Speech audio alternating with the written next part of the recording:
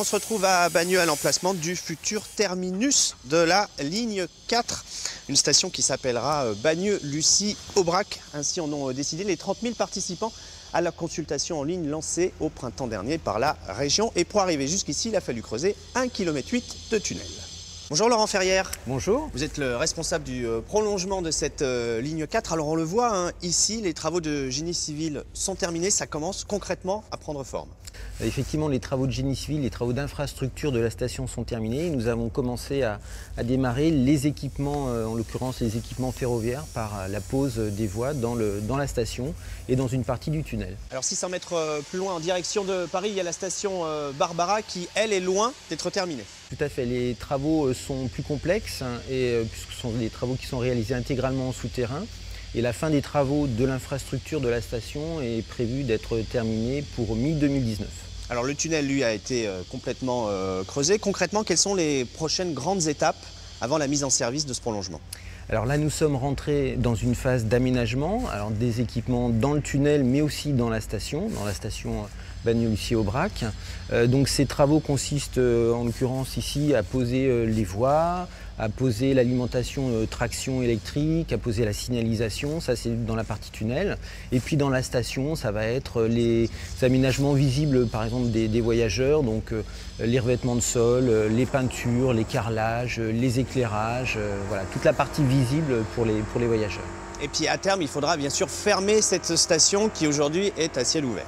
Voilà, on aura ici dans l'accès principal de la station qui va déboucher dans une grande place, une future place dans le cadre de la future ZAC Écoquartier Victor Hugo, la place des deux gares. Nous aurons une verrière qui va venir chapeauter cet accès principal.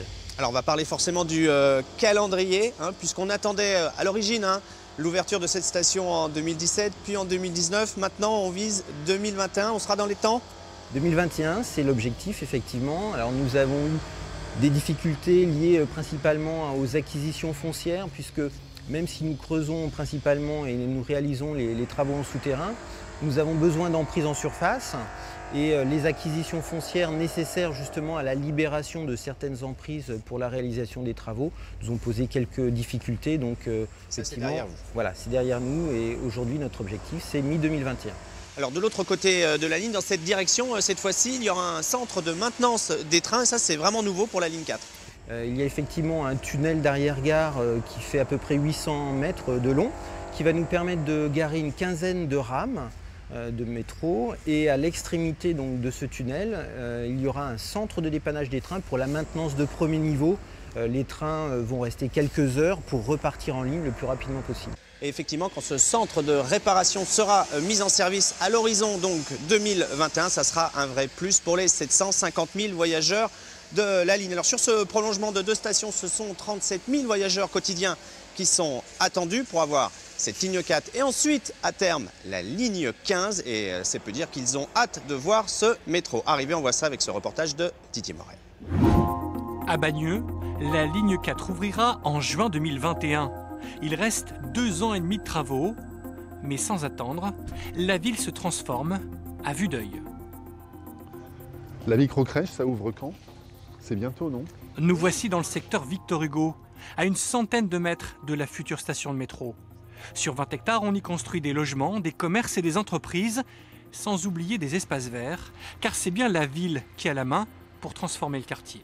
C'est une opération d'un peu plus de 2000 logements, donc on imagine assez aisément un peu plus de 5000 habitants supplémentaires sur la commune. On crée aujourd'hui 125 000 m² de bureaux, donc très concrètement c'est plusieurs milliers d'emplois présents en plus sur la commune.